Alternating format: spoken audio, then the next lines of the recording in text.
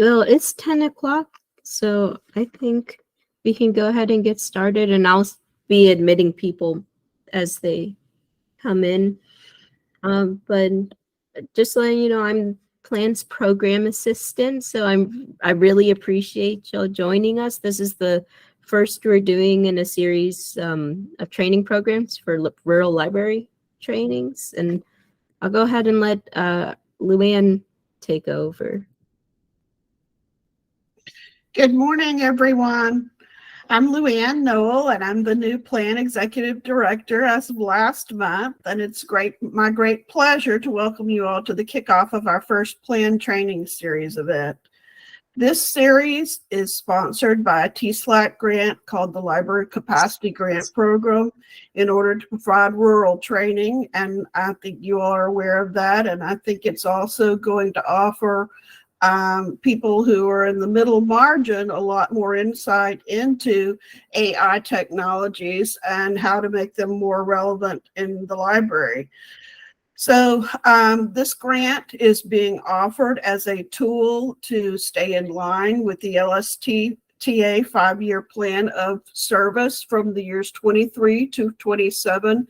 And I did want to make sure that people are aware of that because it is overall a part of our goal accomplishments working towards the state library's plan for effectiveness. And this is very relevant contemporary information. I also want to thank some of the various people who are helping us facilitate this series to bring to you today. And let's start with thanking someone who isn't here, but I do want to make sure that he actually gets credit for his accomplishments. Eric Lashley was our former executive director here, and he helped to create and steer the direction for this series. And I'd also like to thank Sarah for all her hard work. She's been she's been very procedural and dutiful, and she has a lot of creative ingenuity, and I'm very happy with her work so far in this series. She's done a great job for us. I'd also like to thank some of our trainers that we're aware of and also the ones who are coming up. We have Diane Sakinga and Carmen Lazo. I hope I got those names right.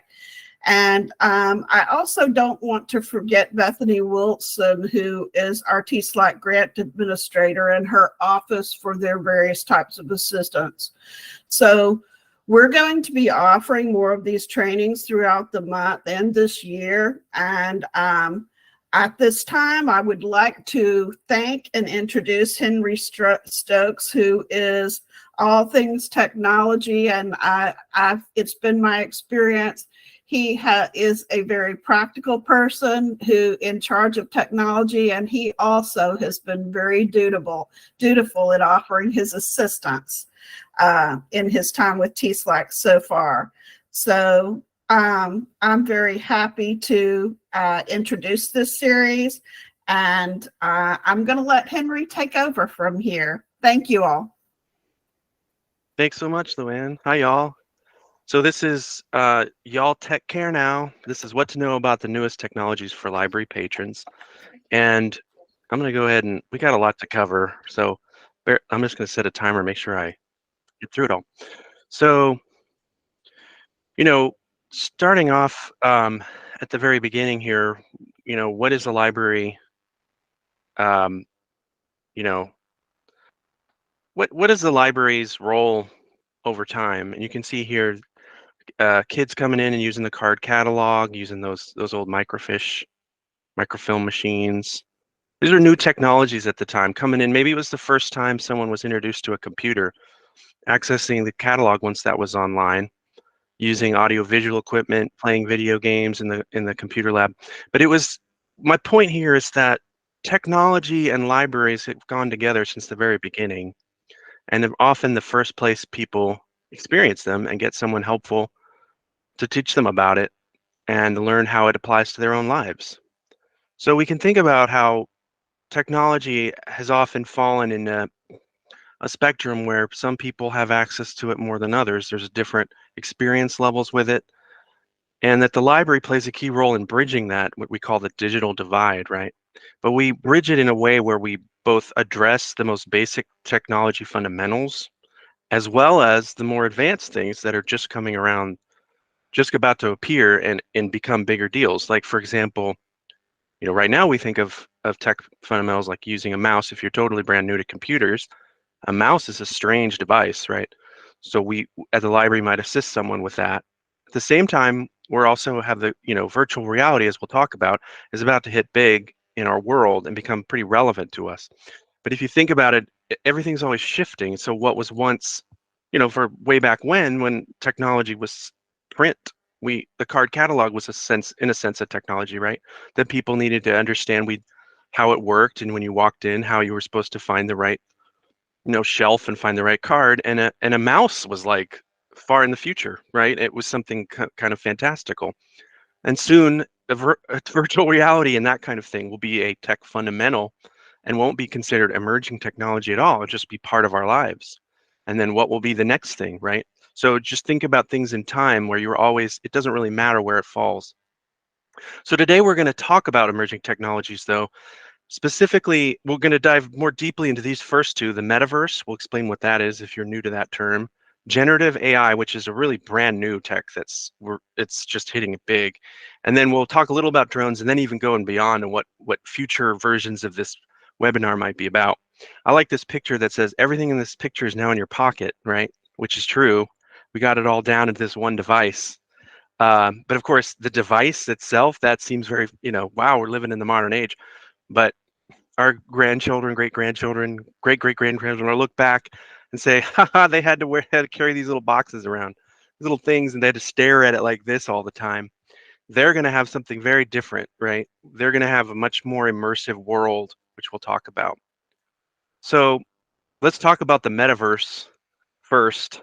This is an old envisioning of what it looked like, and I love how they thought that you would, in the glasses, Apple, you would have those little discs that you put in. They didn't have a concept of an internet, right, that they could pull data from. It was like, no, you got to get a little, but they'll be real little. It'll be futuristic, how little they'll be.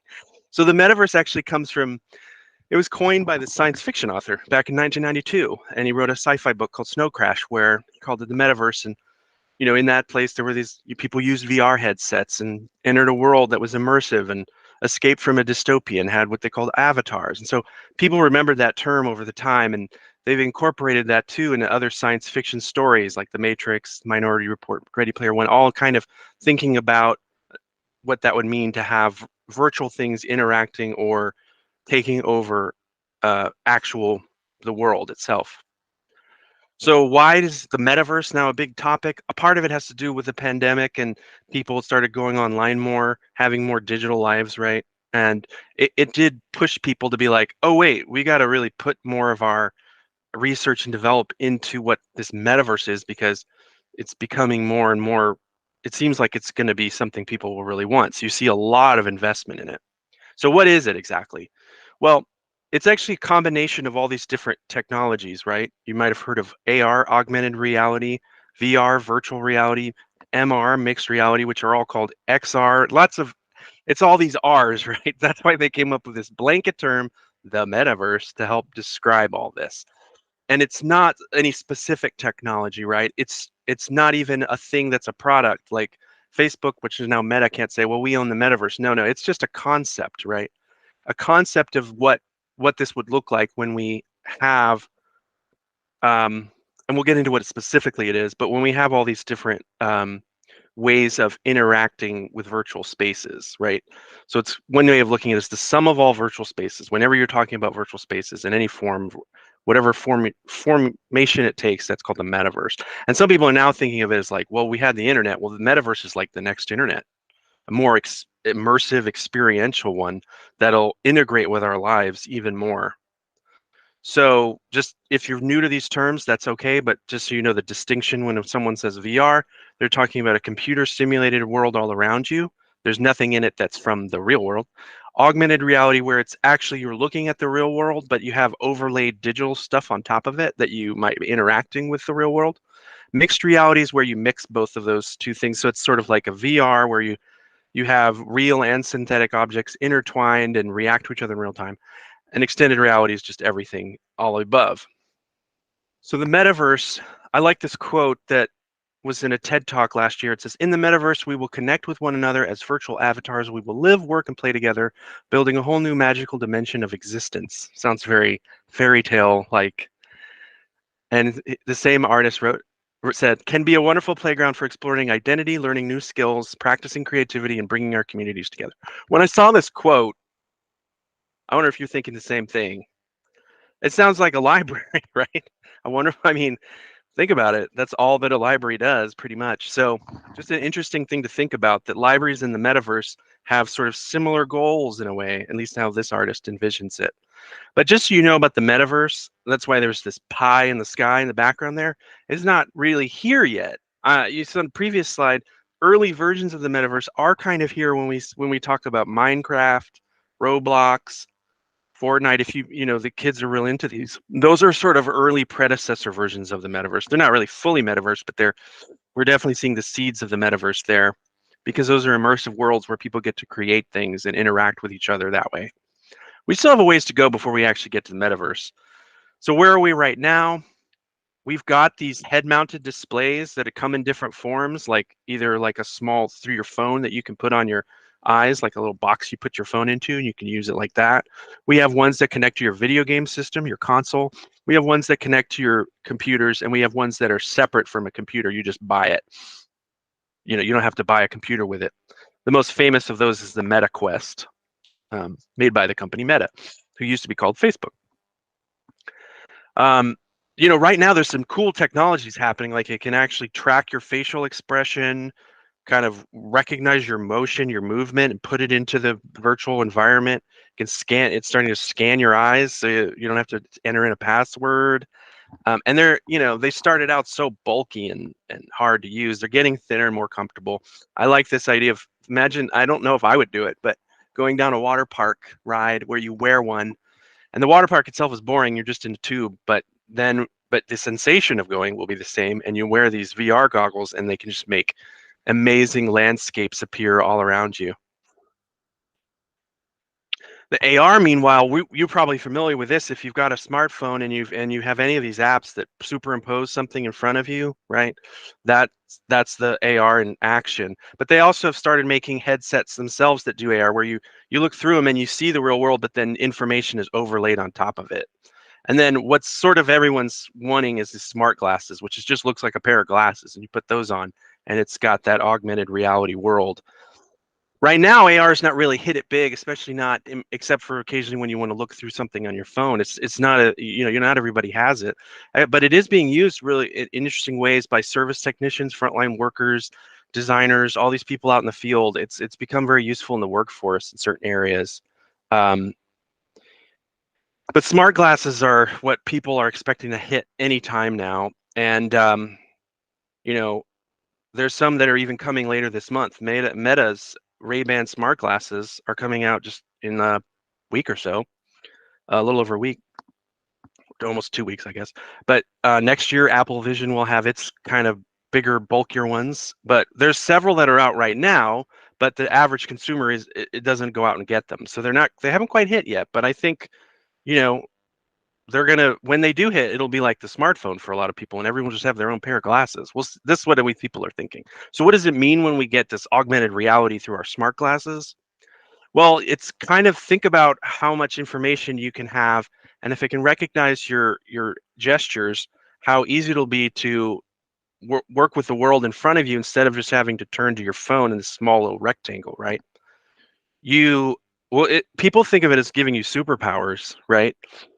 You can alter the environment around you to serve you, so it can help you. So imagine a surgeon doing surgery, having information around them that can help them, or even like if there's an AI involved that's recognizing what they're doing, can point out things that it sees for them. Everybody will benefit from it in some form or another, and of course it'll change entertainment, education. It will make the world a magical place and expand what it means to be human, some people say. Imagine, more immersive telehealth, going to a museum. I love this idea that you could go, and instead of seeing like the facade of a Hindu temple or something just there in the museum, you could, through your glasses, see the same facade, but then get to see an environment around it that what it looked like when it was actually in its context originally, and see people working with it. I think that's incredible. I think I want to start going to the museum all the time once that comes around. And then there's a lot of opportunity for holograms where you can, the idea being everybody sees the same hologram through their glasses, like, and then you can kind of like, you don't even have to be in the same space, and you can start working with, we all have the Google Doc, right, where it's a flat rectangle again, where you type stuff. But this, imagine if you had a 3D thing that you all could interact with together. But here's some issues, to be aware of. Are people really into the idea of these big, especially if we need to have the big bulky headsets?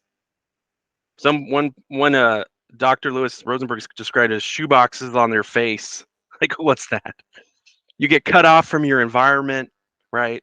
And it's every year they say it's going to hit big, it's going to hit big, and it is a lot of hype. So it's, I think people can get very tired of the concept.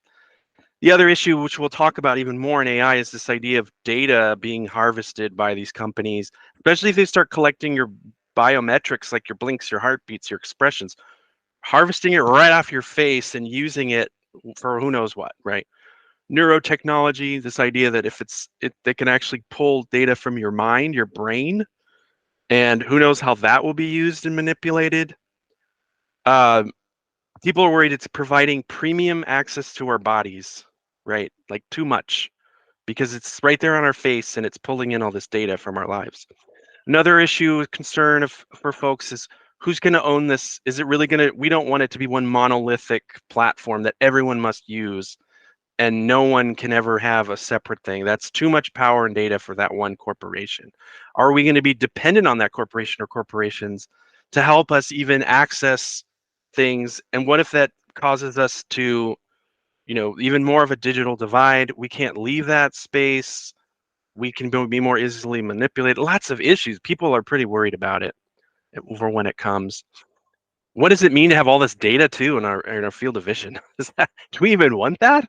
I mean, maybe it's good that we just look at a little phone, keep the data in there, and then why have it overlaid on top of everything? Isn't it going to sort of be intrusive? What if you have to think about it as a layer and you have to pay for it? It's like Rosenberg called it a pay-to-play layer to our lives. What if that's the only way that you can get a job or, do your job? Or buy groceries, there's so many issues there. What if this makes even more of a digital divide where not everybody's access to it and it's just repeating the same things that we're doing already, but just even worse? So, and are we going to become antisocial and just interact with this virtual space and not even deal with reality or each other? What if this creates a dystopia? I mean, could it have a catastrophic effect? And how, what, I don't want to leave you with that. Like, sorry, folks, the end of the world. So, what people are just calling this out and saying, like, what can we do about this? And the truth is, we can proceed carefully, thoughtfully, think about the issues and anticipate what the problems could be. When people are building this, we can encourage them to really think about why, who's in control of it, what makes it different. We've learned a lot of lessons from social media and the internet. A lot of mistakes were made there. Especially in the impact on mental health for teens and things like that. How do we avoid all that, right? How do we prevent misuse? There's so much it's being used for right now. We currently have all these issues. What if you have this new thing? We have a chance to start at the beginning a little more and steer the ship the right direction and ensure that we don't end up with the things that we're worried about. A library has a big role to play, of course, in this. We already are doing things. We have, I think, a duty to inform our patrons about privacy, security, civil liberties, and information literacy, right? Those are all our things. And this is all, we're protecting our community this way when we help them with these skills. But I'm just going to go real fast into some of the ways that the library can play a role with this metaverse when it comes, it's already here in certain aspects, and I'll show you how. But so here's just, look at all these different ways that are fun if you were to showcase this to your community, and it will be part of our lives. So it's a good idea to go ahead and expose your community to these things and get them used to them, especially the youth, but you can provide, just like a book provides a field trip to another world, so does these VR experiences, right? Allowing you to access things like an Egyptian tomb and visiting that. It's amazing for cultural preservation because people can recreate spaces that don't exist anymore. It's amazing for STEAM and STEM training and career, like helping people visualize what it would be like to work in a factory, for example. They see it, they know what it's like. Same thing with prisoner rehabilitation. What is it like to come back afterwards? And what is to go through a supermarket if it's been years? You get to see what that's like, and it's sort of like therapy, which we talk in mental health here. People are using it for exposure therapy in lots of different ways. It's good for getting used to like public speaking, coaching, and things like that. And then of course the social aspect, like going to a live concert, things like that where you can connect with people. Esports, some libraries are taking on esports right now and providing that for their community. And of course, Metaverse will have a lot of entertainment like that. You can allow your community, a lot of the metaverse has to do with its users being able to build things themselves, creating their own content, their own worlds, their own avatars. And so the library can sort of facilitate that. This was something that was made a few years ago where I kind of liked how they combined a makerspace with VR. So in this VR game at the library, the patrons are invited to make inside the game a wizard's wand, but then the game itself allowed the file of that wand that they created to be exported to be brought to a 3D printer. So they could actually make the wand that they made in the game. I thought that was really neat. Teaching the community about these things. You can have, you might have heard of libraries making augmented reality tours. It's just a fun way for the patron to walk through the library using their phone in this case, but eventually smart glasses to get a sense of where everything is and have information overlaid that tells them about it. Maybe a walking tour. We do story walks. Well, what if it's a virtual one, like an augmented reality one? You can engage, like you could go out in the community. Libraries go. This Arlington Memorial Library brought VR goggles to an assisted living facility and allowed them, taught them how to do that. You can go out in the community and bring these technologies to folks. When Pokemon, remember that? That was years ago, but that was one of the early days augmented reality fads that came out. Libraries jumped in there and became what was called Pokestops, which encouraged the kids who were playing it and adults to come and visit the library because it became part of the game. The library was an actual place in the game, and of course, then the library staff could put up Pokemon books to sort of say, "Hey, we have other services that go along with this. You can check out some books on it." Same thing with the Harry Potter game that came out. It was they actually did. This library put up Facebook posts saying, "Hey, are you playing that? We're what are called ins. You can come in and play the game through that." Being aware of the metaverse as it develops allows libraries to step in and be part of that phenomenon. I like this one. This was a programming where there was like a summer reading program in England where they had like a mythological theme, and as they put posters up, kids could use the devices to actually see something animated and enhancing that program. You can put your collections in spaces like online, envision what the branch before it's built, for example, or take your digital collection and put that up there, or have an extend exhibit that you have so that it's accessible through VR or AR. And then interestingly enough, all this content being created, of course, libraries are going to be needing to be part of the cataloging of those items to allow them to be accessible to their communities. So there's some efforts underway to figure out how to find library relevant content and add it to like WorldCat and create preservation programs. So this content isn't just lost. I mean, it's made by the community. So it should be in some way preserved and cataloged. And just like always, we're really, I was thinking about this, like, what if there's a fake reality with a real reality, and libraries are often the ensuring people get access to authentic reality, truth, right? And so I think we play a role in that, and I think we'll have to now help people navigate that space of truth and not truth and all that, and just exploring the lost stories of people that aren't there. Now I just have to put in a plug for the broadband thing because that's a big part of my current day job, and it with all this stuff of the metaverse all runs on the fast internet. And if you don't have that, then you may not be able to really participate. Everything's in the cloud, right? And everything has to be streamed. All this data being pulled off, being brought in, all has to go through the really fast internet. And it's just going to need to be faster and faster. Okay, so that was the metaverse. So now we're going to switch gears and talk about even bigger topic, which you know, a year ago I wouldn't have put this at the top, but it's just been happening so fast, and it has to do with artificial intelligence. And I put this slide in here because it feels a little like Darth Vader arriving after we've been training AI all this time, right? But now he's back and he's now the master. Like, what is happening with AI? What's going on? Because something just happened this last year. It was just in November. It hasn't even been a year yet that um, that something called ChatGPT, you might have heard of it, was launched into the world. And where did it come from? Well, it's actually been around it's been being built all this time, right? AI's been around, the machine learning has been trained all this time, and it's been taking in data, right? We think about our smart speakers and we think about our data that we're doing in our phone apps, right? And it's been learning our behavior, it's been reading our blog posts, it's been all this time listening. And now what's different about this year and what happened was it was released, it was pushed out in the world, and it's what it's doing now. We can look at it and go, wow, this is something on a different level. And it was released in such a way that it was democratized in the sense that pretty much anyone who is capable of it could look at it and see what it did, and seeing is believing, and it does have pretty compelling abilities. It wasn't like a company said, well, if our proprietary thing, if you pay money, we'll let you have. They kind of just put it out there. The company, ChatGPT, OpenAI is the name of the company, and suddenly everyone can see what it's doing, and all these other companies are like, "Whoa, we better get in on this." And there's been a mad scrambling to invest and find ways to integrate it into their tools. So that's why the news is just all about this product. So what is it? If you're new to this, it's called generative AI, and I'm going to go into the two types because although the one I've been talking about is text-based AI, that's the Chat GPT or large language models. There's also a really interesting one, text-to-image generators, that are also pretty advanced, more than we've ever seen before. So those two things, they're both called generative AI.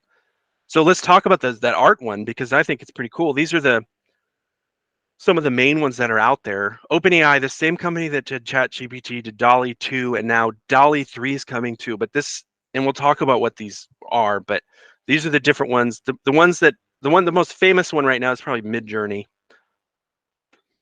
What is this? It's just something where you type in what you want to be created, and it just generates the images for you of what you envision. And it's learned from other images so much so that it can recreate for you what you ask for. So if you say, I want an astronaut on a horse on the moon, it says, here you go. I want wild dogs taking a selfie in the forest. There you go. Or I want avocado-shaped chairs, things that humans don't necessarily have ever created, and it'll just attempt to create them. I want a strawberry, or my personal favorite are like weird science fiction portraits of like aliens for some reason. I just find that really fun. Because who's going to be able to create that? It's fun to see what it cooks up. And you might be able to guess what this is if you're familiar with this film. But AI is really good at coming up with like the baby or kid versions of famous people, or even like if you put two celebrities together and say, do a family portrait and show me what their kids look like. It's a little eerie because the kids really do look like a mashup of the two celebrities, even if they weren't normally a couple. But yeah, this is Princess Bride as kids. It hasn't quite gotten the mustache thing down, but that was pretty funny. So this is what it looks like, just as a quick thing. You see someone's typed in something and said create, and it just generates the images for you, and it'll generate a different thing each time. Like you'll never get the same image twice. And you can give it specifics, like say, make it digital art, make it illustration, make it look like a fifth grader did it. I don't know, anything you want, and you dream up, and it will try to make it for you. And then this is what the Midjourney one looks like. What's kind of cool about this is, although it does use the Discord app, and it's it's not as easy to access because you kind of have to know how to use Discord in this particular way, almost like coding. But in this case, they're uploading a photo of Van Gogh's, one of his flowers, and saying, make it in the style of this, and it's able to look at another image and create something from that. It can even take like a video, just even a tiny short video, or like a single 2D image, and make a whole video from it, like a whole environment just from. So here this first image has just one little picture, and it says, it's like, create a whole scene with this, and it just imagines that whole environment, which when we talked about the metaverse could be really interesting, because it can just generate a metaverse world on a fly with a single picture. Spatial imagery. It can even do fake voices now. It's really good at imitating people's voices, even ones that mimic human emotions. And it can do fake sounds and noises, like if you just immediately, just by recognizing it. So if it sees something, a drumstick tapping something, different materials, it'll attempt to go, oh, I know what that is. That's a drumstick, and I know what that is. And let me tell you what the sound is, and it'll just generate that sound. So imagine, again, I think this has huge applications in the metaverse when we're creating our virtual worlds like the holodeck and Star Trek. It'll just know what sounds to make at any particular time. So pretty cool. All right, so that's the art, the generating images. This one is more the one that's kind of hitting the news more right now, is the text-based AI, or large language models. This has been described as a very fancy autocomplete. When you actually look at it, if you haven't seen this before, it doesn't even look like that much. It just looks like a chat bot, if you've heard of that, and we'll show you an example in a second, but it's just like you're just talking to it. It's just typing in things, and you're like, so what? But what's special about this is that it's taken so much data that it's gotten really good about responding to you in a way that's human understandable.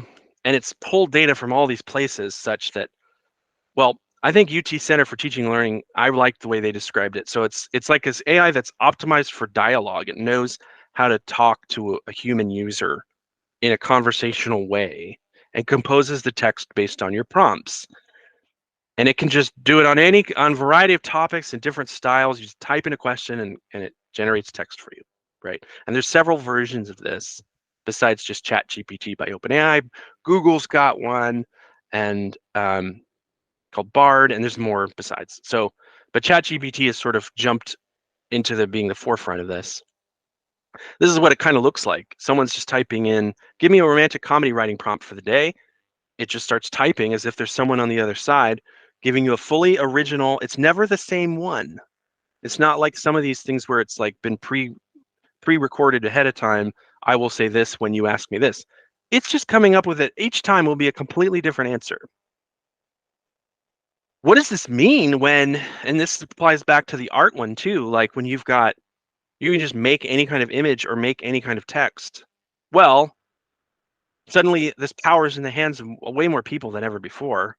And one way it's been compared is like, think of the photograph of the camera and how it used to be very few people could take a photo. That was like a specialized skill you had a very fancy equipment, and it took a long time. You had to stand there a while.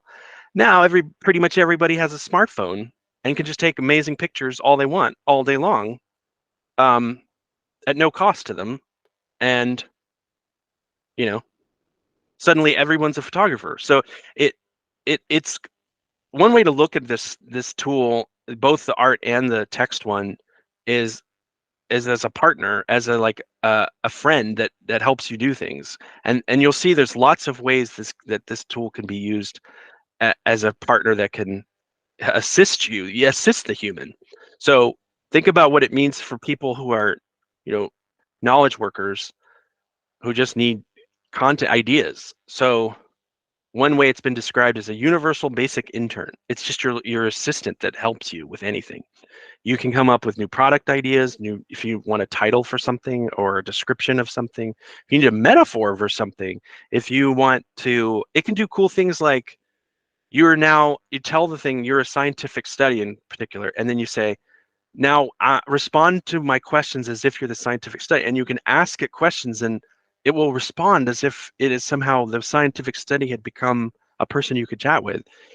You can ask it to say, tell me about such and such, but only in 3 words, or in bullet point format with the key aspects. So think about how you can synthesize information now super fast and super easy to understand.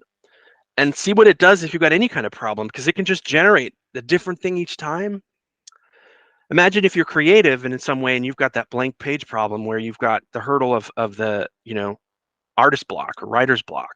How do you get past that? Well, what if the first step is, instead of just staring at that blank page, you use a tool like generative AI and have it just generate lots of stuff for you? It doesn't have to be good, but it really helps the human creative person, move forward past that first stage, seeing different things, because it's actually can do a lot of stuff. It can make little movies. It can make, I go from writing prompt, but it can even make like a song, a poem, a limerick that rhymes. I even saw it used as to make a church sermon, which I don't, I'm not sure I would like that. To know that the church sermon was written by AI, but um, it's even being used in fashion, of course, and design of all kinds, because who knows what the AI will come up with. It doesn't mean that the creative person's going to use the design, but it's just fodder for their imaginations and for them to get past that first step and get some ideas of their own. And so you can see how that would speed things up considerably, right? So productivity being a huge thing. And MIT just did a study in July that showed that it increases productivity. So people can do things a lot faster. It can even respond to your emails. It can fill out, take steps that normally you'd have to do. It just sort of does them for you.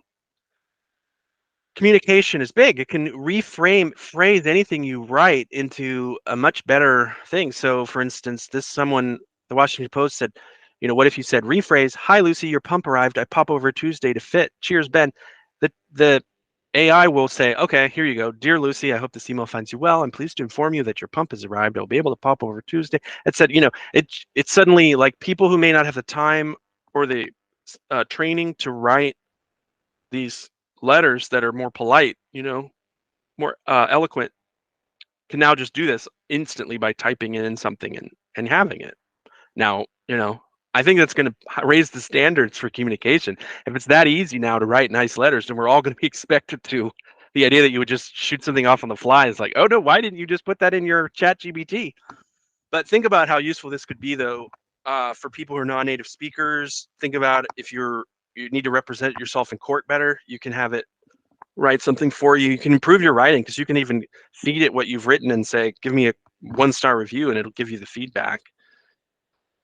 This was just something funny. Think about this, like the smart glasses. What if it could collect what's being said around you and then tell you what to say?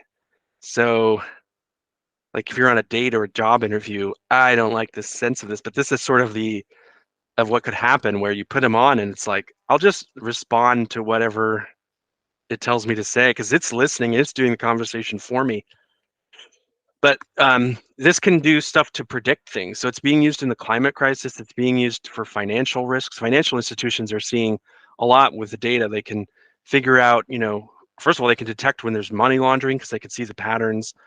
It can see when there might be potential risks happening. And UT Austin's even doing something with a study that was posted talking about it could detect brain activity and capture the essence of what someone's thinking. So it's even like reading your mind, just freaky. It has a big effect on computer programming because it's really good at writing code. It knows code. That's its native language, right? It's a computer. And you can generate even multiple versions for a programmer. And I think this will change the face of programming, because right now programmers are expected to, even in job interviews, to generate code on the fly, and that just simply won't be needed in the future. Instead, the programmer will almost act as a supervisor for the AI, and will just be able to discern what the best AI is, but won't have to sit there and actually know how to do it from scratch. Why not use these perfectly capable AI interns to do the base work? So it's going to completely change that industry. But look at all these other examples. Healthcare, there's lots of great things happening for diagnoses. I think that's going to be huge, helping us find new drugs, even improving a doctor's bedside manner. There's tools being developed for that. Travel planning, like say, I want to go to this location. Give me a bulleted list of the top 10 places that are good for kids and that are the cheapest, and it'll just do that for you. Now, there's issues with whatever this thing generates, like legal work. You got to be careful that and we'll get into some of the issues here, but you do have to know what you're doing with this stuff. So look at this stuff: mitigating fraud, insurance assessment, claims processing, lots of great things. I mean, it's not going to remove jobs. It's just going to add on to add on to your job. So a person using AI might take over a job, but it's not like an AI will take over the job. Do you know what I'm saying? It gives everybody upskilling, like everybody gets a promotion, kind of. The least skilled people will suddenly have access to jobs they couldn't normally do, and the more skilled, accomplished people will be even more skilled to find jobs where other people, don't have them. So it could revitalize the workforce. But it does have education issues, which we'll talk about quickly here. Like, think about it. It can pass the bar exam. It scored a 1410 on the SAT. It aced the AP test for biology, art, history, environmental science. I mean, on. And it creates new essays uniquely each time. You can't even tell that it's the author. And so, of course, students are cheating, right? And as a result, school districts are blocking it, saying, don't cheat. Well, of course, and colleges. It's a major issue. There's no question. But the problem is you can't really ban it. It's already here. The students are going to use it. So what do you do? Oh, and this is just fun. It's a Shel Silverstein poem from 1981 where the homework machine about, you saw my slides, you can look it up. But so if AI is going to be there, it's not going away. It's going to be in the classroom. Let's figure out how we can help it improve education. What if it's so easy to cheat on the assignment, then what's the point of the assignment, right? Throw out the assignment.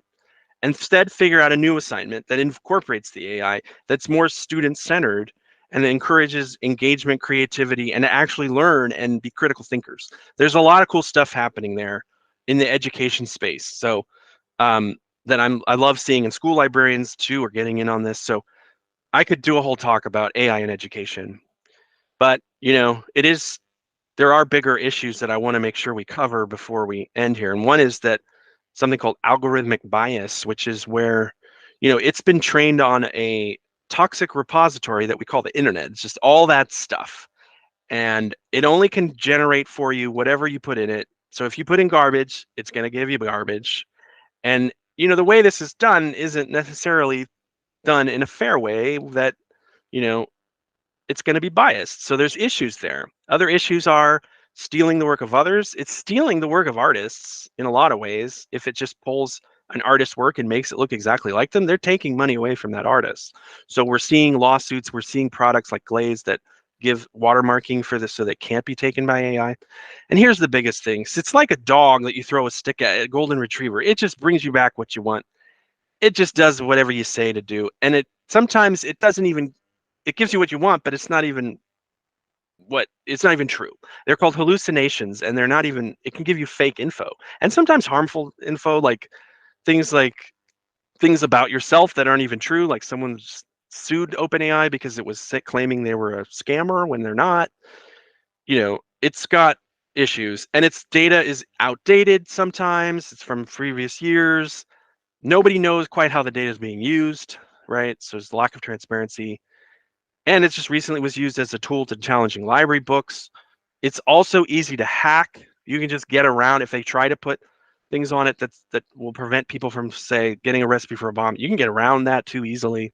It can be used for misinformation, fake pictures, right?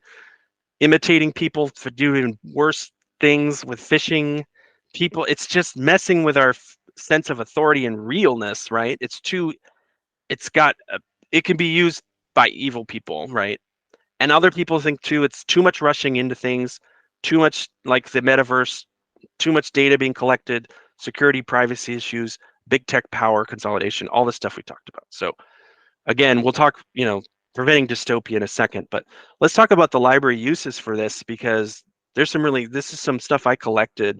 And I encourage you, if you're interested, to take the slides, which I posted a link and I'll send it out, to go and look at this a little more closely, because we do have to go through these slides. But, think about your outreach and how you could use it to, first of all, learn more about what your community needs, right? What their interests are, and tailor what your services and programming to them. Help you make social media posts. Just speed that up. Don't have to think. Just have it create it for you. I love its potential use at job career readiness, because it can do some cool things about helping. There's always been a sort of barrier sometimes for people getting jobs, but they have to know how to write a cover letter and things like that. These are useful skills, and I guess, but some jobs really don't need you to know how to write a good cover letter. And maybe if you know how to use ChatGPT to write a cover letter, maybe that's a good enough skill for the job. Like if you know how to do that right. Now people can tell sometimes. You have to do it right. You have to know what you're doing. And that's why I think the library could play a role of teaching people how to do it right, how to use this tool to tidy up your writing, get good at getting a job, tailor a resume to match a specific job. Just feed it the resume and say now, and feed it the job and say, change this resume to meet the job. That's such an amazing skill that we have. But what if there was an AI that could really help you do that and speed things up so that you know, you don't have to have that cognitive ability. It just does it. In reference and research, libraries, of course, have always played a big role in that field. But, you know, this is a thing that creates hallucinations like we talked about. It's just things from a made up world. It'll tell you completely made up stuff all the time. So, but think about the fact that we as libraries we don't hallucinate. What if that was our like new catchphrase? We don't hallucinate at the public library. You can come to us for real. We're the anti-chat GPT. You know, you don't have to, you know, if you want help getting the actual facts of things, we'll help you with that. And we'll help you use the chat GPT for what it's good for. But, you know, there are new ones that actually, because a lot of times if you try to find the sources of the info, you can't, and it could have just made it up. So there's new ones that are now actually providing the links to the sources so you can verify the accuracy more. You know, what if this was these tools maybe subscribe to libraries like databases, you know? Here's one that's already out there. But yeah, the information literacy stuff is huge, you know. How do you know what's real and what's not? How do you answer factual questions when it could just tell you total lies all the time? And we've always had that issue, right? The internet. I mean, that we've always been teaching that. It's just another thing that we're going to continue to teach about. It's great at grant writing. So if you're contemplating getting funding and grants and don't have a grant writer, it's really good at that. It can write those paragraphs that you need for that they ask for. You just verify the facts, like I said, but man, it could totally even the playing field for grants. And then digital preservation and archiving, you know, people are using it in really cool ways, preserving the natural world, coming up, you know, lost cultures, recreating Mesoamerican cities. And I mean, just really cool things that we're doing. And I'm sure you can think of more. So libraries will become a new AI training ground, just like we talked about. This is just an emerging technology that people are going to be using. And we're going to play a role in getting our community and society ready for this. And we'll recognize that there may be a divide from the people, you know, if people don't have access to fast internet in your rural community, then they may not be able to get this. But eventually they will. And so you can play a role helping them get that fast internet, but also helping them get introduced to these new technologies so they don't fall behind. Because we know rural communities, people sometimes leave. They go somewhere where the internet is, go somewhere where the technology is. What if you could keep it there and allow people to stay where they live and actually access these things, keep their jobs there? You would be playing your part in keeping your people there. Look at these cool other uses that are just recent. Netherlands has embraced this hugely. They have an AI parade that they've done, and it's going till December, and they're reaching, 1.5 million people. And what they've done is they've partnered with libraries. They've figured out, let's bring this AI technology to the libraries already. They have 35 lined up and have these big giant exhibitions and workshops so that the whole of the Netherlands can learn about AI through the library. I was really pleased to see a Texas library, Lampasas Public Library, did an AI class. They had someone local taught about ChatGPT, and you can see in the slides they have their whole class outlined. Thank you, Jason Phillips, for putting that up. He did this cool workshop. I asked them how it went, and they said pretty well. I mean, they were already doing it. You could do this too. All right. So before drone, I feel like those were the two main ones, but I'm just going to talk about drones real quick because they are really cool, and we see them being used in so many different ways. We think about deliveries. We'll think about some other things. And we talk, we might have seen it being used in farming, pest control. Have you seen the light shows that these things can do? You get like programmed hundreds of them up in the sky, and they can form shapes. Have you seen this? It's amazing. I want to see these. And then, someone unmuted. Did you? Okay, sorry. Firefighting, disaster relief, search and rescue, inspections, lots of cool tools, lots of neat ways. Eventually, they'll even allow you to be transported, like you can sit in them and it'll take you somewhere. There's some really cool things. So I think I mentioned this because it will be another part of our daily life having these little drones, I think. Some libraries have embraced that and started doing drone lending programs. Some are doing commercial drone pilot certification programs at this public library, encouraging careers this way, because this is the new career.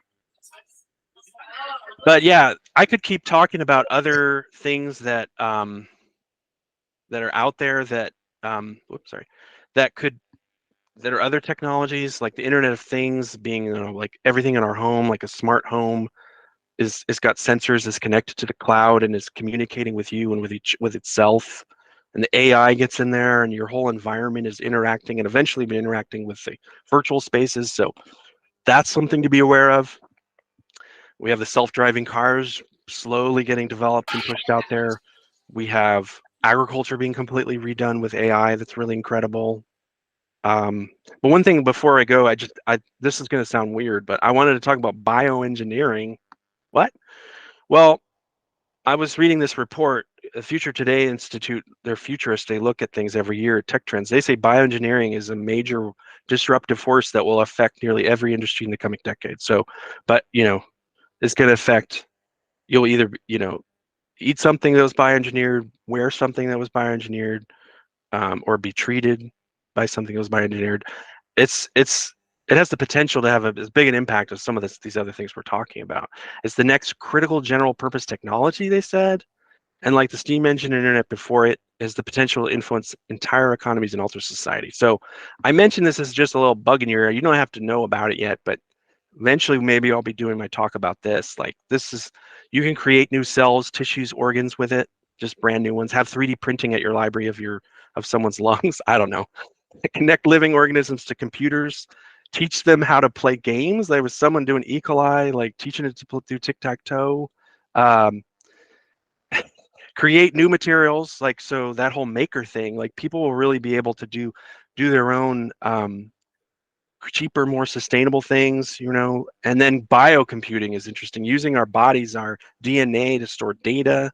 So this field is just blowing up, and it hasn't hit us quite yet, but it will. So that's why I'm just putting that out there. Don't be afraid of it. It's coming.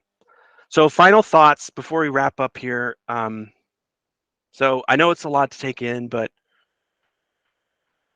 explore, experiment with these technologies, stay up to date as best you can, like you're doing in this webinar. See how you can involve your community in them. Teach the literacies that go along with all these things. It's not that much different than print literacy or just using a mouse, digital literacy. All these literacies go together in helping people stay protected, and stay in line with, so they have success in the modern world, right? Find ways to better connect with one another. Libraries are great at that. That's like the whole purpose of them, right? As an actual place where people can connect in a great way with each other and not have barriers to their access. So you're already doing this, but you can still see how to incorporate these technologies into that. This was really cool. Professor David Linkus did this in a recent talk from UT. He said, help our communities generate and tell their stories. We've been doing that all along, but this is, think about these tools, generative AI and the metaverse, all allow their creators to build things themselves and tell their own stories. And the library is a perfect partner in that, stepping in to help this happen. And think about the populations that are not using it or harmed by this technology. Figure out how to empower those populations, like your rural folks, embrace it and own it for themselves, so that they use it well for their lives. And at the same time, we should always be questioning the tools and the corporations and the people who are doing it, finding ways to protect one another. And part of that is just helping people with their privacy and security, which becomes more and more important. And if you haven't already, see if you can incorporate that into what you're telling people, even if it's just one-on-one with the patrons. But together we can prevent dystopia. I try to say there's got to be a way. So, and then this, I just had to share this. This is from France back in the 40s. They actually did a satirical film envisioning what if it was like if you had these little devices that everybody would be looking at with screens on them. Ha ha, look at this. And we look at this now and we just think, yeah, what? People run into each other in the park, almost get hit by cars. Yep, check. They're just staring at it on the Look at that on a public transportation. That guy's just standing there. Anyway, it made me laugh because it all came true and we don't even see it as funny anymore. So, all right. Thank you so much. And I'm sorry I didn't leave a lot of time for questions, but if there are any, please type them in. Oh, Henry, do you think are you okay sharing the presentation with everyone? Yeah. The link from earlier said access denied. Well, sorry about that, folks. I thought I did this right, but let me fix that for y'all. Okay, here we go. Oh yeah, my fault. Anyone with a link. There we go. Sorry about that. And are So I'll you okay post that if back. I send it out afterwards Yeah, too? sure Okay, thing. great. There you go. Sorry, folks. Yeah, there's the slides for y'all if you want to take a look. Oh, now, yeah, hands-on learning. Sure, that sounds cool. I love that idea. Just get a chance to actually play with the tools.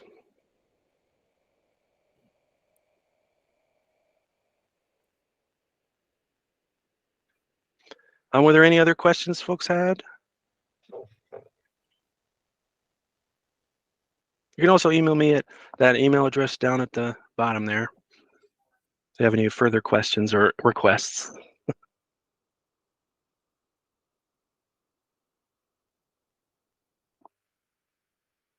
Okay, well, thank you so much. Yeah, thank you, Henry. We really appreciate it. This was very insightful.